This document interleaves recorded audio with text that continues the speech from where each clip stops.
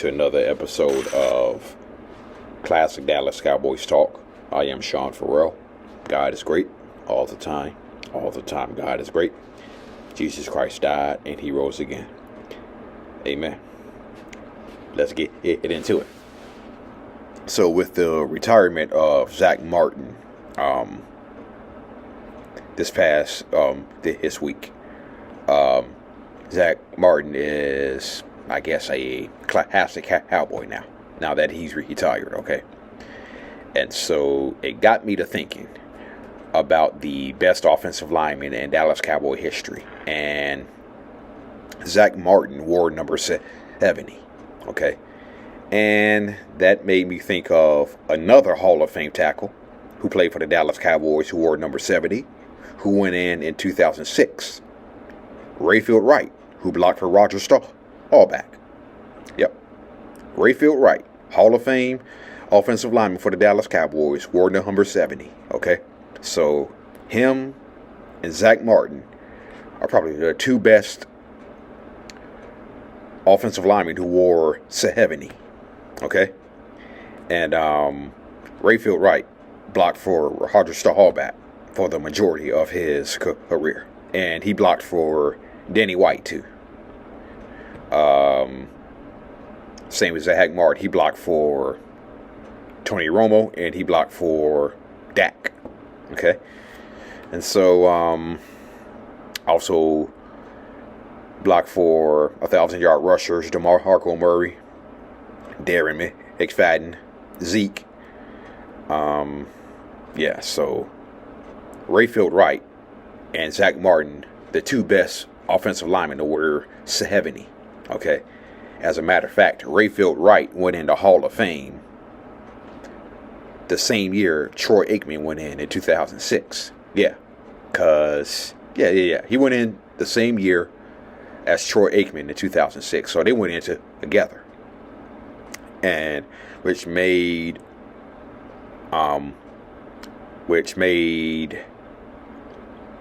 the fact that when DeMarcus Ware and Chuck Howley went in together a few years ago, both on the defense, okay, when DeMarcus Ware and Chuck Howley went in together, that was pretty cool to see. So I was thinking about the best offensive lineman that the Cowboys have ever had ranked. This is going to be tough, and it's going to be fun. All right. I think number one is a no-brainer. Larry Allen. He's one. Larry Allen is one. Okay? Undisputed one. Greatest offensive lineman the Cowboys or probably the NFL has ever seen. Okay? So, Larry Allen, one. Zach Martin, 2. Rayfield Wright, 3. Ooh, man.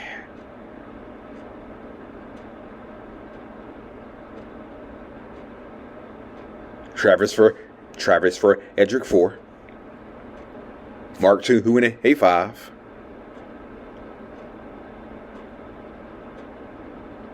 Eric Williams, 6. Nate Newton, 7. Ooh. Flozo Adams, 8.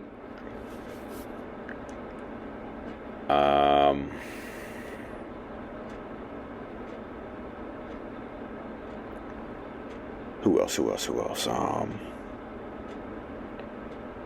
I'll probably throw in Tom Rafferty at 9. Yeah, I'll throw Tom Rafferty in at 9. And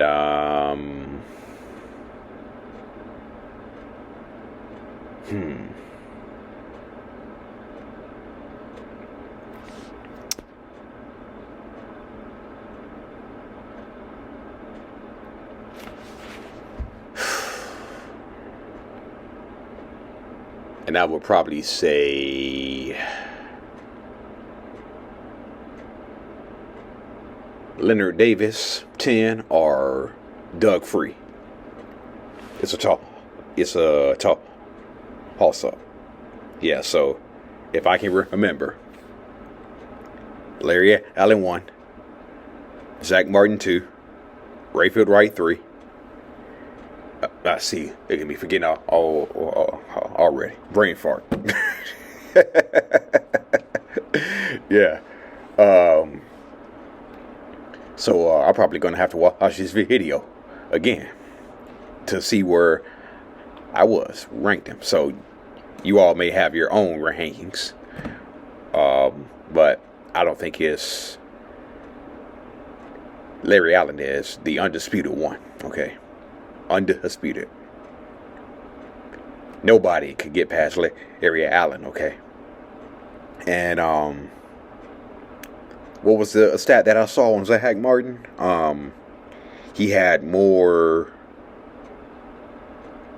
Pro Bowl appearances than career holding penalties. Yeah. So that's amazing.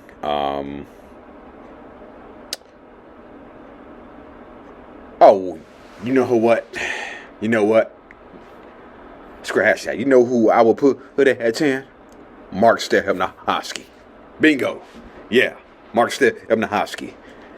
I cannot believe I forgot about Mark Stepnoski. Come on, man. Come on, Sean. Really? Yeah, I would put Mark Stepnoski 10. Okay. So,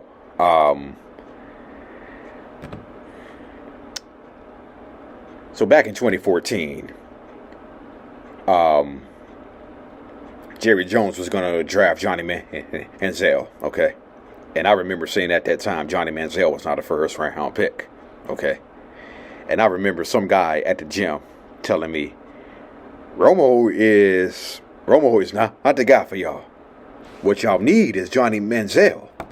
And I sort of laughed it off. I'm like, yeah, right. And so the story goes, Jerry Jones was talked out of it by Steven, and they went for Zach Martin, which was brilliant. Brilliant on Jerry Jones' part. Best decision. That was a best decision. And we all saw what happened when the Browns drafted Johnny Manziel. We all know how that went. Just watched the Netflix documentary on Johnny Manziel. But yeah, Zach Martin. Man, what a career. What a career. A salute to Zach Martin. We're gonna miss you, man. We will miss you around Big D. So I made a video a long while ago, talking about how George Teague broke the Minnesota Vikings. How George Teague broke the Minnesota Vikings in the '96 playoffs, and Dallas won 40-15. Okay, hold on. There we go.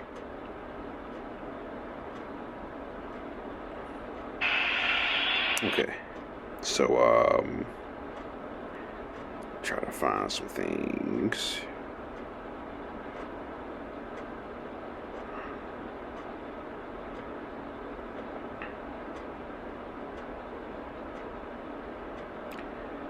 Trying to find the play where, and I said that here it goes right here. Okay.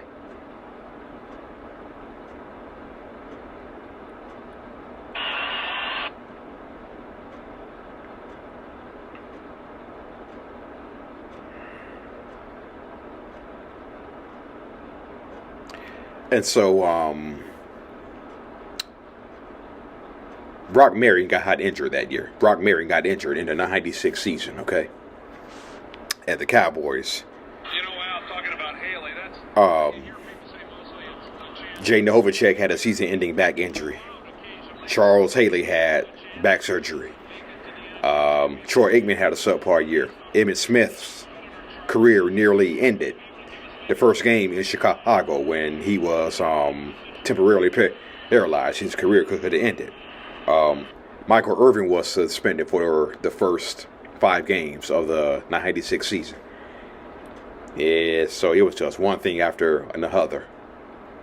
It was just one thing after another. One thing after another. And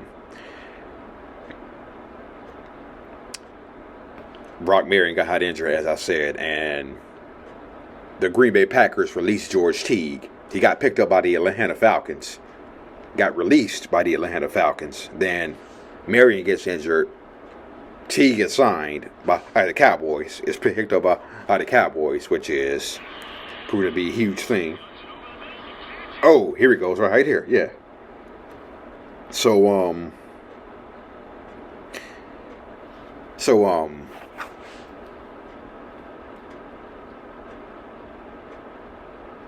I don't think it was known how big of an impact George Teague would make, but his presence proved to be very important with Brock Marion out for the entire season. So when I say George Teague broke the Minnesota Vikings, I think this is the play that really broke him right here.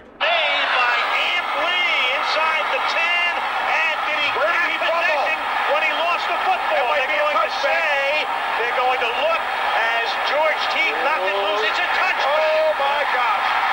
George Teague saved 7. Where did he hit the ball? It looked right on the goal line. We talked about earlier the former first-round draft pick of the Green Bay Packers who made such a difference in the secondary. Oh, my Lord, what a crushing blow that could be to a football team trying to get even. Oh! What a play by Teague. Where did he lose possession of the football? Well before he went into the end zone. What a good call. What a play by George Teague. Well, that happened at full speed, and we jump all over these officials, but this was a great call. No touchdown, and Dallas ball.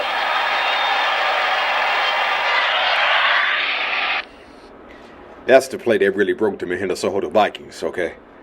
But,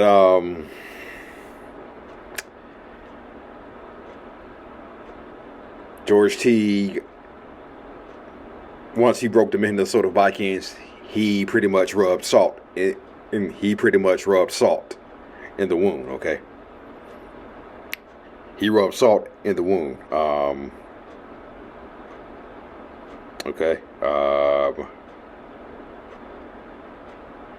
Hold on.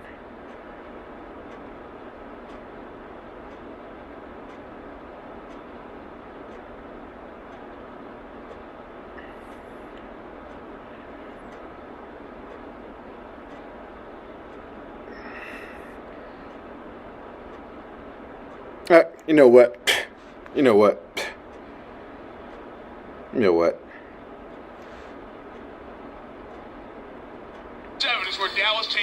You know what? Let me just show you the highlights, because I'm having a hard time finding the highlights from the full game. Okay?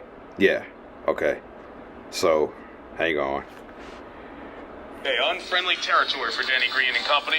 No score. Vikings first possession. Brad Johnson looking for Chris Carter. Working on Kevin Smith. We told you about that on Countdown. The pass interference is called. First down at the Dallas 42. An opportunity for Minnesota. Opportunity wasted. Going for Kadri Ismail. Way overthrown. Vikings have to punt. Troy Aikman, well rested. They said he had his best practice week of the year. Looking 3rd and 10 from the 12. Aikman. Crossing route to Michael Irvin. 16 yards. First down, Cowboys. Then on the ground, Emmitt Smith. 10 yards into Minnesota territory, Tommy. Yeah, what a great job done by Moose Johnston right there as he pins Dixon Edwards and springs. Former Dallas Cowboy Dixon Edwards. Moose the block, then Aikman back to Irvin again.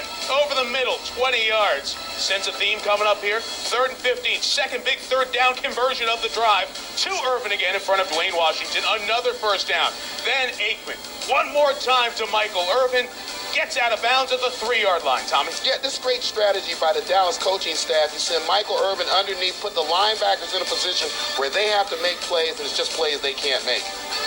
First and goal for Dallas. They didn't get it. Second and goal. Aikman rolling. The tight end was covered. He sneaks into the end zone. Aikman showing the speed. His first ever rushing touchdown in the playoffs. 7-0 Denny Green's team in a hole, and it got worse. Okay. So,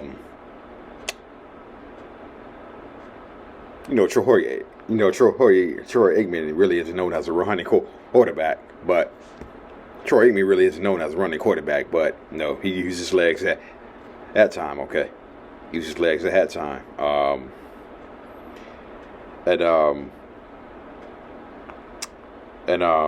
Hold on.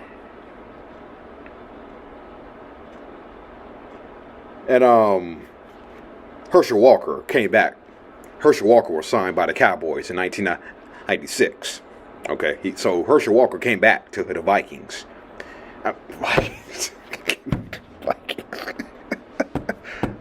He came back to the Cowboys in 1996. Okay, and so he played with Tony Dorsett and he played with Emmitt Smith.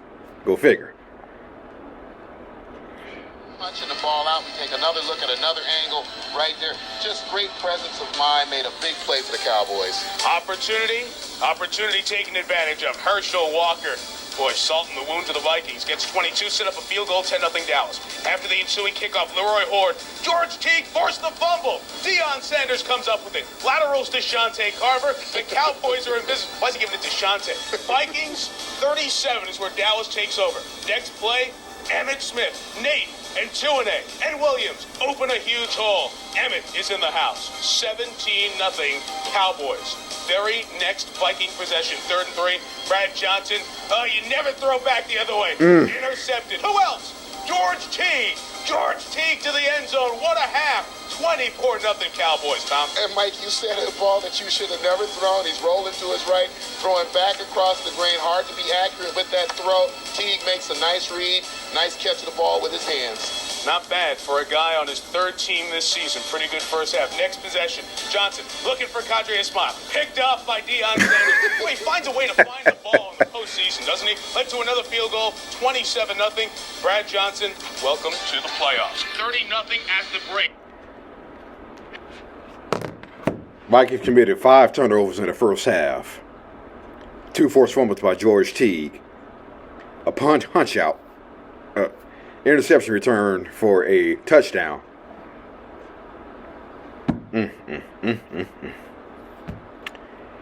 Yeah. That'll be one of the games I will always remember. That's probably be one of the games that you all remember too. Okay.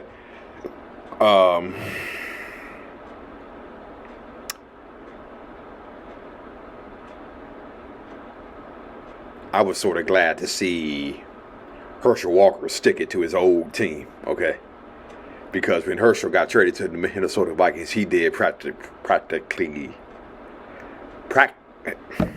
he did nothing, okay? He did nothing, okay? So I know it was kind of sweet for Herschel Walker sticking it to his old team, okay?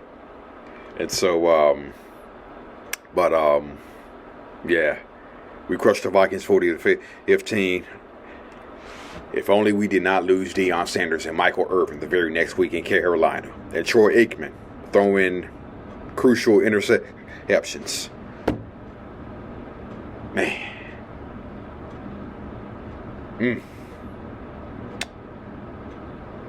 Yeah, but I think everything had caught up with us. Aikman versus Switzer, Michael Irvin and Eric Williams being accused of sexual assault, which wasn't true. The injuries, the suspensions, I think it all just kind of caught up to us. Okay. And Ray Donaldson. Ray Donaldson said several years later, Ray Donaldson said, Troy to this day wouldn't want to hear this, but when Michael got hurt in the Carolina game, Troy lost his security blanket.